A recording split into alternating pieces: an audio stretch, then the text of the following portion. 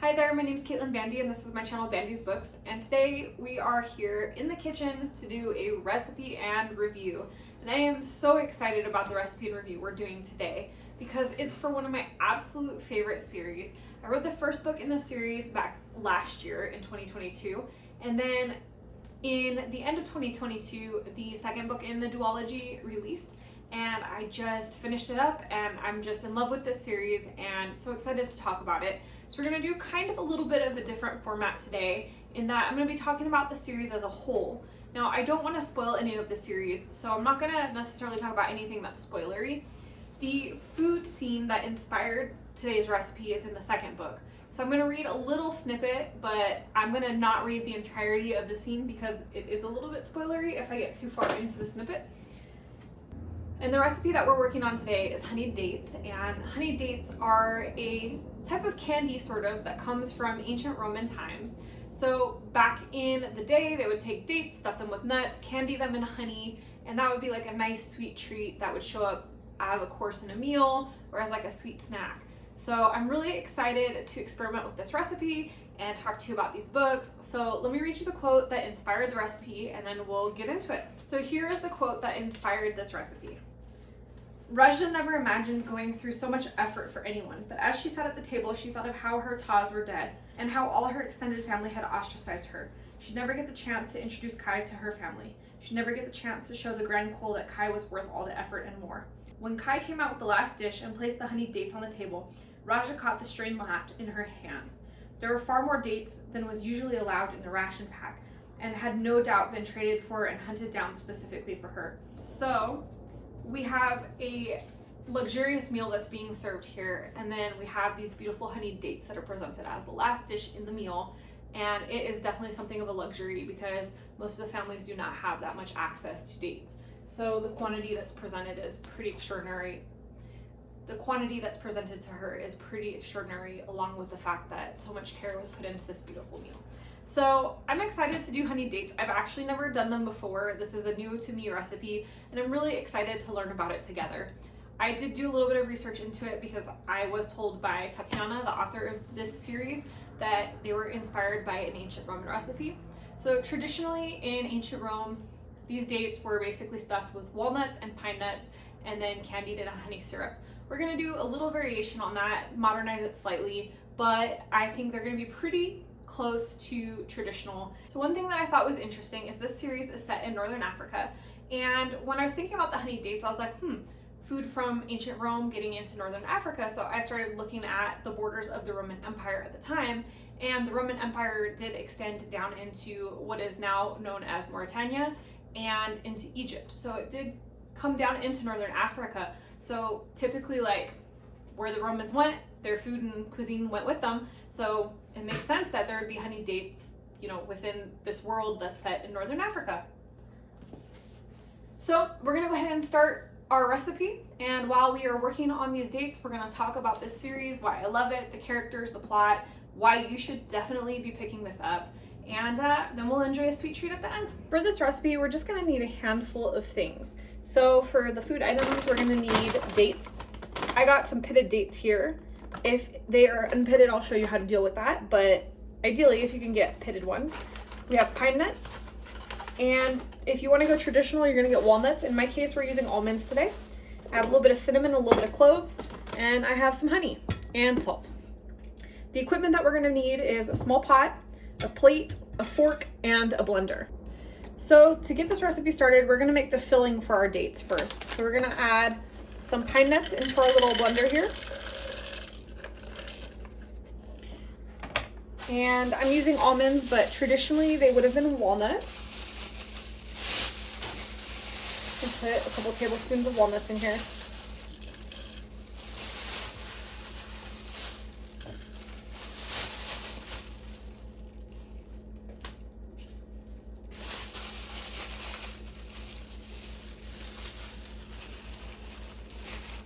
So we're just gonna pulse these in the blender really quick to break them up into smaller pieces.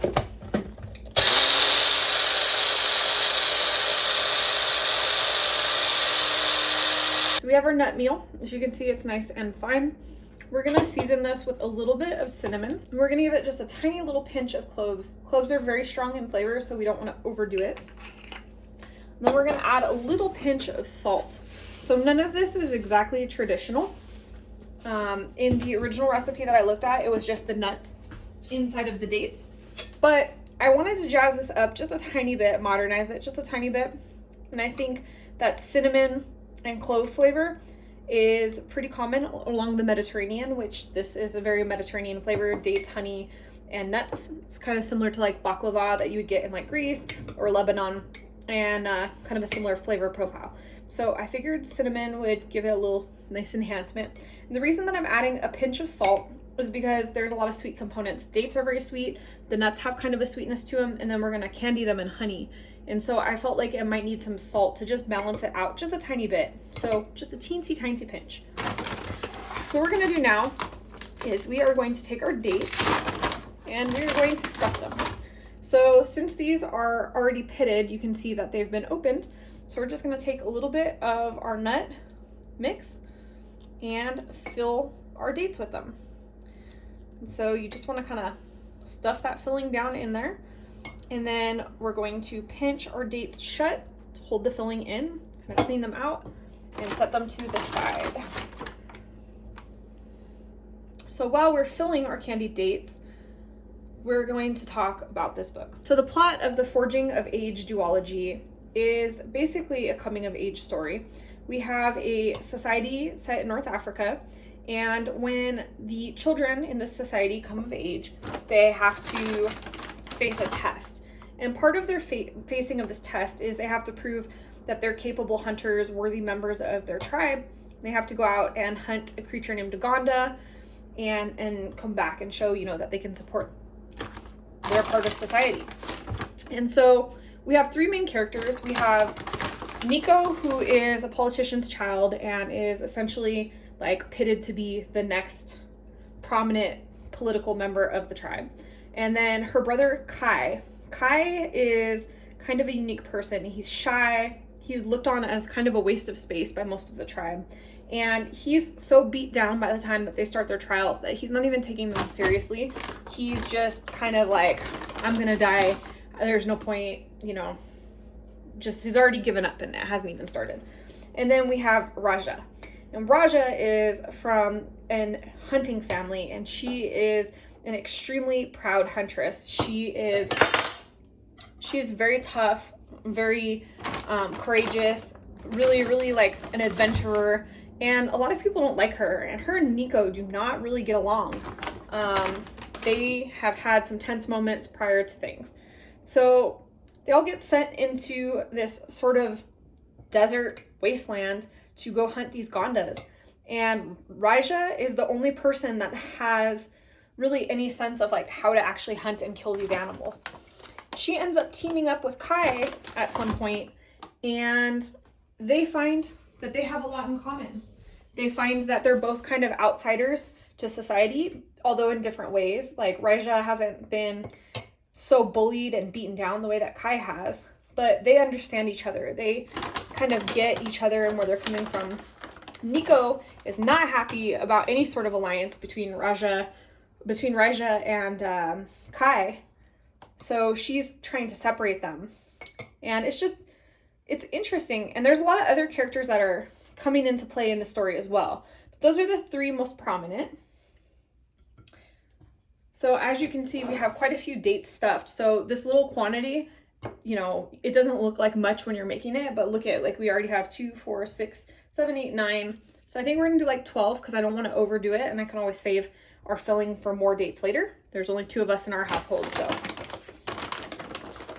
So for characterization, I have to say that I really loved all of the characters in this story.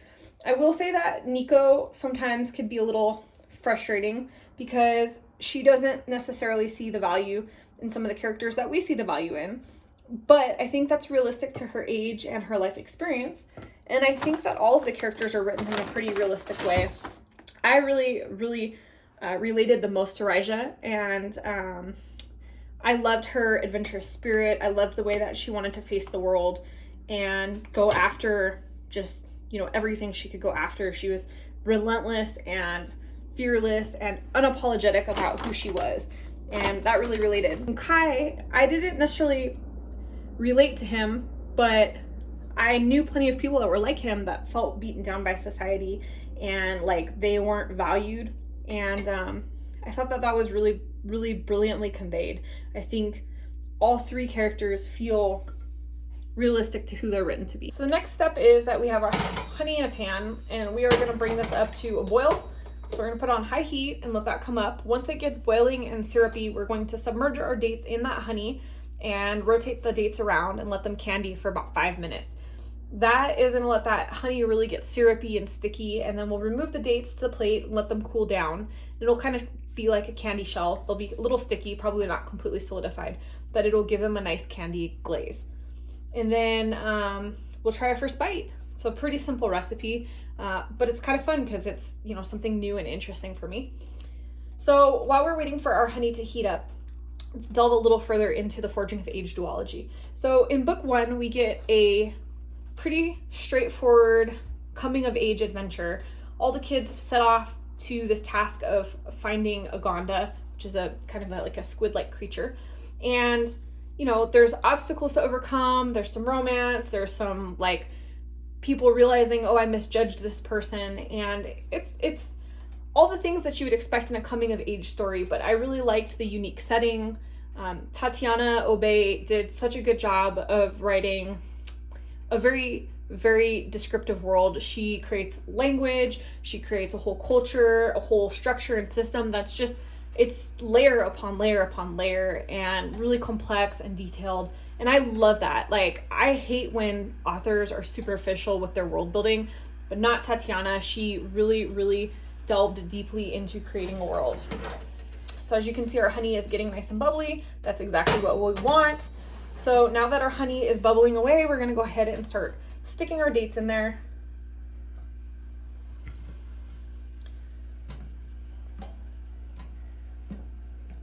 So we're going to let those simmer a little bit like this, and then I have a fork, so we'll kind of turn them around so that the honey continues to like evenly coat the dates. And so in our second book in the series, we still have what's coming of age, but it's a little less of adventure and a little bit more political intrigue, a little bit more introspective and reflective.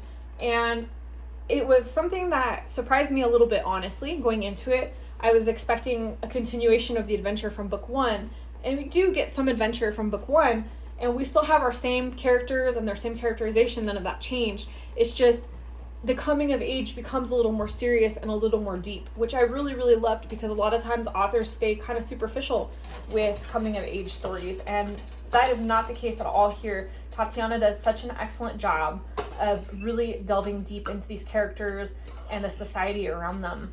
It makes for such interesting reading. I honestly can't recommend this series highly enough. So as you can see, our honey is getting nice and foamy. This is exactly what we want. We want to keep moving our dates around in there, letting them soak that honey in. So we're going to give these about 5 minutes on the simmer, and I will come back right before we're finishing them off to show you what they look like. And then we'll cool them down, give them a try, wrap up our final thoughts, and, you know, talk a little bit and say goodnight. So we've simmered our dates, and our honey is like pretty liquidy in here, but when I'm sticking it on to a plate, it's getting pretty caramely and hard, which is a good sign. So we're gonna just carefully remove these dates. This would probably be best if you had a rack to cool these on. I do not have a rack available, so we're just gonna do this on a plate and hope it works. And I will say that one thing I did notice as we did these is that you do have to be careful, because as the dates heat up, they tend to open a little bit, and then some of our nuts kind of spew out a little. So if you decide to attempt these at home, just be very, very gentle when you're moving them around.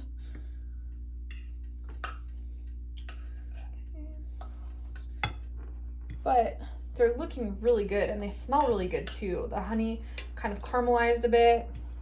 We have the sweetness of the dates. We have that cinnamon smell within the nuts. It is seeming very promising here. So our dates have cooled, and our honey caramel is nice, and it's not quite like solidified, but it's really like thick and sticky, so it's gonna give a nice candy coating to our dates. Before we dive into that, I'm gonna just go ahead and give a little wrap up on these books. Ultimately, this is one of my favorite series of 2022. I am an epic fantasy type of girl, and this is giving me strong epic fantasy vibes, but I love that it's set in North Africa. I love the society that was created for this book is unique and different from a lot of the other epic fantasies that I've read. I love like the inclusion and development of their own unique language. I love everything about this. Such a good series, and furthermore, I've heard such good feedback from pretty much everyone I know that's read it. And now let's go ahead and try out our recipe. So I'm excited about these. Let's go for this one here. As you can see, they definitely adhered to the plate a little bit. You can see that the caramel is a little stringy, but it's got a nice little chew to it. Oh yeah, those are very candy-ish. Not nearly as sweet as I was expecting. The pine nuts really kind of balance out the sweetness. I think if you're gonna think of making these at home, a nice addition to the nuts would be a little bit of like orange zest or lemon zest to kind of brighten it up, give it a little bit of citrus. But they're still really good. They kind of remind me of baklava, honestly, except they have dates instead of like phyllo dough. They're really enjoyable. This was a lot of fun. And the like honey, it's kind of like a chewy caramel. It's not a crunchy caramel, but like a sweet, sticky, chewy caramel candy. So it was a lot of fun. I think this would be something really cool, especially to do if you had kids at home, because you can learn about the history of Rome, you can read a cool fantasy book, and you can create a recipe that teaches both history and about literature. This was my honey date recipe. We've heard all about this amazing series. I hope that you'll try both the recipe and reading these books at home. If you like this video, hit the thumbs up button, comment down below, and let me know, have you ever been inspired to cook any recipes from like an ancient civilization? And if you're not already subscribed to this channel, you know what to do. Hit that subscribe button down below, as well as the notification bell, so that way you never miss a video and we can see each other again sometime soon. Thanks so much for joining. Bye.